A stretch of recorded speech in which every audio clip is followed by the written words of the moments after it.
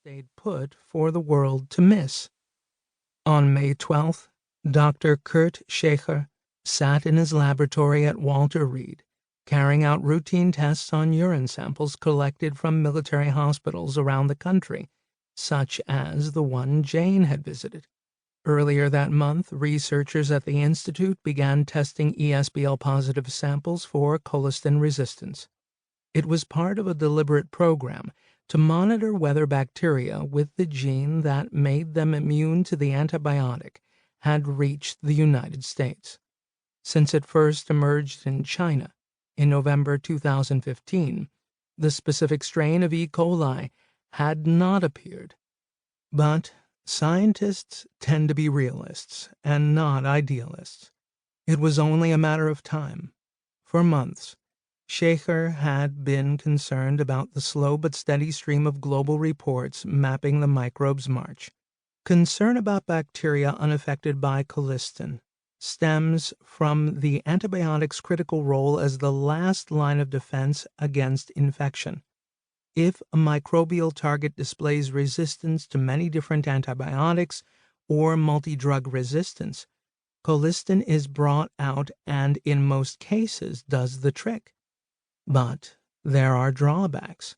One of the reasons colistin still works even though it is almost 50 years old is because doctors seldom used it.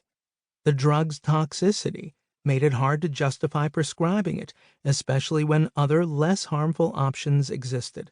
In fact, for years, healthcare professionals relied on carbapenems as their final option antibiotic. That is, until carbapenem-resistant Enterobacteriaceae, CRE, began spreading around the world at a furious clip. Making matters worse, CRE tended to carry multi-drug resistance to various antibiotics with it. Their genes were somehow linked. Thus came colistin's rise and the concern about its fall. Just like that, a doomsday scenario was on the table. What would happen if the new colistin-resistant bacteria swapped genetic material with CRE?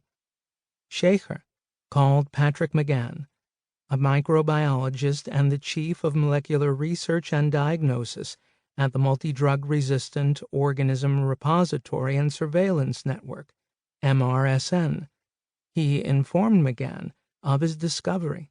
It would need to be double-checked, even triple-checked. More intensive tests needed to be performed to ascertain the nature of the invasion. If the colistin-resistant bacteria had, in fact, made its way onto American shores, a whole battery of emergency procedures would fall into place. Making a spot judgment about the significance of Schächer's discovery was unwarranted. Bacteria could often develop isolated instances of resistance that appeared due to spontaneous mutations. Those were okay, they fizzled, then faded like sparklers on the 4th of July. It was the resistance encoded into bacteria's deoxyribonucleic acid, DNA, its traits passed down between generations that posed the true danger.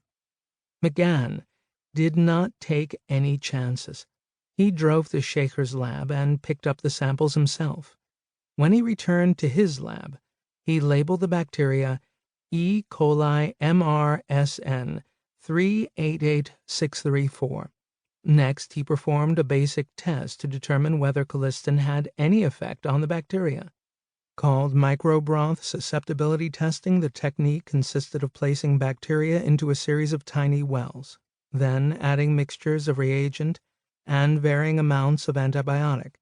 The degree to which the bacteria is cleared from a sample is indicated by a change in color. It is a quick means of determining whether a drug affects a bacteria and the minimal quantity of antibiotic necessary to elicit a response. The results matched. The bacteria exhibited the phenotype for colistin resistance. The possibility must have been equal parts exhilarating and terrifying. Still, he refrained from reading too much into it. He did not rush to sound any media alarms. He let it sink in. This was the exhilarating part, a significant finding, a moment in U.S. scientific history, infamous